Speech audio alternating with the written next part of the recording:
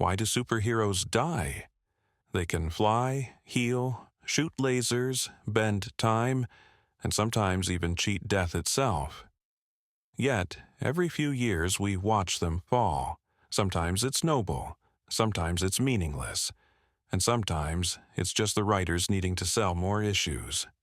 But behind every heroic death, there's a story, one that tells us more about ourselves than about capes and masks.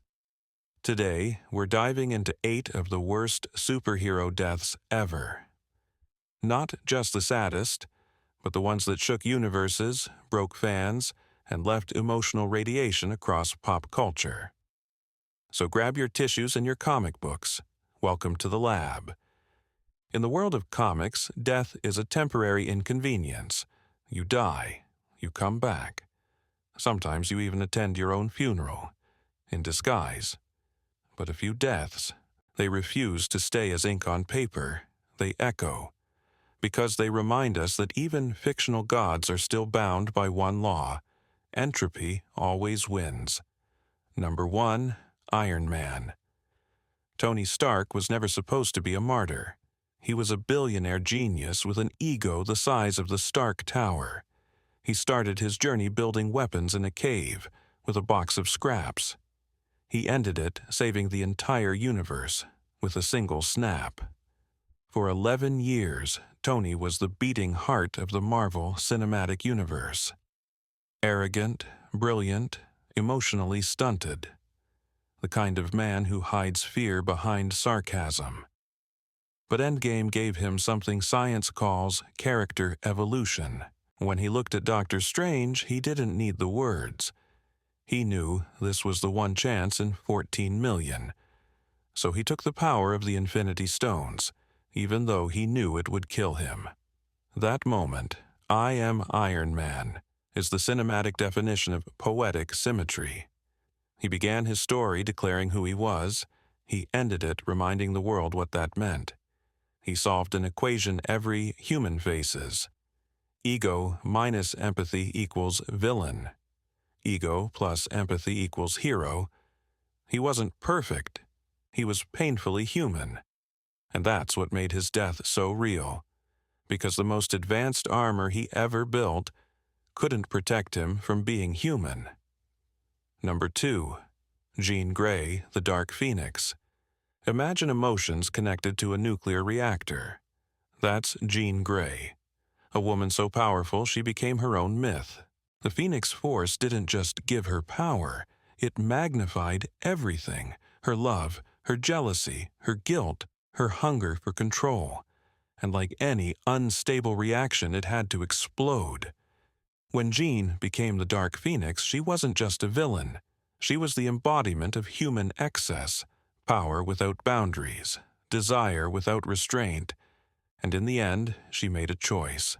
Not to win, not to survive, but to protect everyone else from herself. She took her own life, choosing death over corruption. That wasn't a punishment. It was cosmic balance. The universe deleting the most dangerous file before it corrupts the system. Her death taught readers something surprisingly scientific.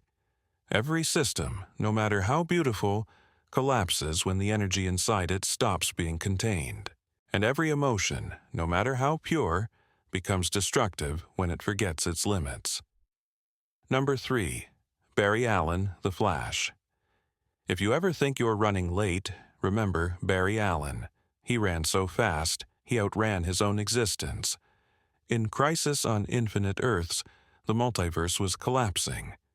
Worlds dying, time breaking apart, heroes panicking.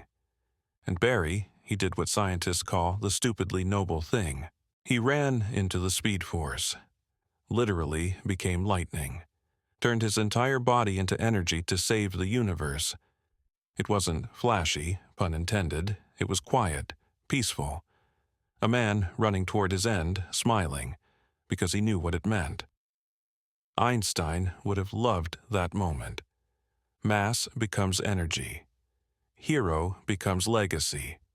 Barry's death mattered because it was the first time DC treated sacrifice like science. Actions have consequences, even for speedsters. He proved that heroes don't slow time. They donate it. And when he disappeared, fans felt it like losing a pulse. Because, ironically, when the fastest man alive stopped running, the whole universe stood still. Number 4.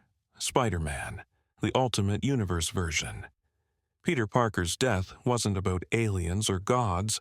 It was about a kid from Queens doing what he always did, protecting people who would never know his name.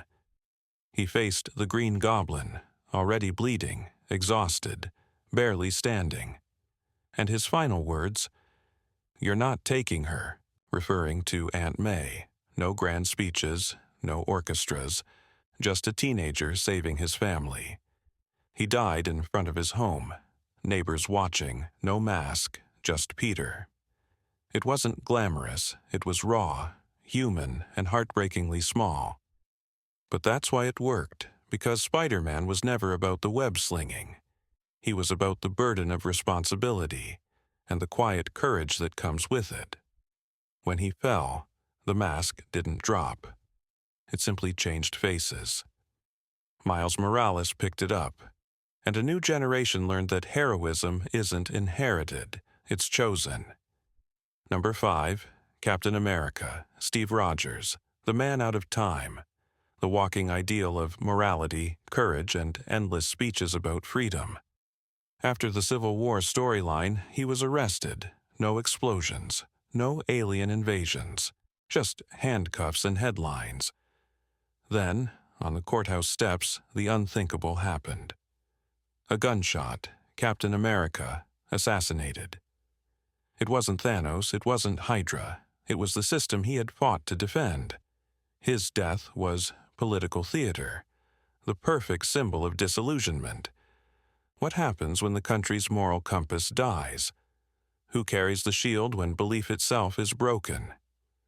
That scene didn't just end a life, it ended an era, because the shield can block bullets, but not hypocrisy. And in that moment, readers realize that even ideals can bleed. Number 6, Wolverine, Logan, the man who refused to die. For over a century, he survived wars, torture, explosions, heartbreaks, and about 7 timelines of trauma. But every healing factor has a limit. Even steel rusts, even claws grow dull. In Death of Wolverine, his own weapon, adamantium, became his coffin. He saved innocence, stopped his clone, and ended up covered in molten metal. Frozen in a silent, defiant pose. It was hauntingly poetic. The man who lived through every kind of death finally met one he couldn't heal from. Biologically, Logan's story is evolution's paradox. The organism that survives everything eventually dies of survival itself. The body that adapts endlessly loses the ability to rest. So when Logan stopped fighting, it wasn't defeat, it was mercy. A mercy evolution rarely gives. Number 7, Black Widow. Natasha Romanoff doesn't have superpowers. She has something rarer, conscience. On Vormir, 2 assassins stand at a cliff, each trying to die for the other. There's no villain, no speech, just gravity and heartbreak. She chooses to jump. Not because she's forced to, because she wants to give her friend a future. It's a small, quiet death. But maybe the most human of all. Evolution says survival is about the fittest. But Natasha proves it's about the kindest. The one who sacrifices herself so the species, or, in this case, the Avengers, can continue. Her death doesn't echo with explosions. It echoes with silence. And in that silence, the audience learned what true strength sounds like. Number 8, Superman, the most invincible hero ever written, the ultimate metaphor for hope. And yet, in the death of Superman in 1992, even he fell. His opponent wasn't clever or cosmic. It was Doomsday, a creature of pure, brute simplicity. No ideology, no weakness, just force. They punched each other to death. Literally, no strategy, no deus ex machina, just raw equality. And that's what made it brilliant. For once, Superman wasn't a god among men. He was a man among gods, and he bled like one. That comic issue caused chaos. News channels covered it as if a real person had died. People wore black armbands to school. It was the day fiction became national mourning. But here's the twist. His death wasn't about despair. It was about faith. The idea that even when the strongest fall, hope doesn't. Because the S on his chest never stood for Superman. It stood for symbol. And symbols don't die. They recycle through belief. Now, let's step back from the panels and the popcorn. What do these deaths have in common? They all follow one cosmic principle, equilibrium. Every universe, fictional or real, runs on balance. Too much ego, collapse. Too much power, explosion. Too much perfection, boredom. Death, ironically, is what keeps stories alive. It resets the system. It redefines what being human means. Tony's sacrifice made technology emotional. Jean's destruction made emotion scientific. Barry's death turned physics into poetry. Peter's fall turned tragedy into inheritance. Cap's bullet became a metaphor for lost faith. Logan's end became an anatomy lesson on mortality. Natasha's fall proved kindness outlives strength. And Superman's death taught that hope doesn't need lungs to breathe. So why do superheroes die? Because immortality is boring. Because resurrection means nothing without loss. Because even gods need to remind us that stories only matter when they end. Every death, every fall, every snapped finger is a mirror. We don't cry because they're gone. We cry because for one shining moment they were us.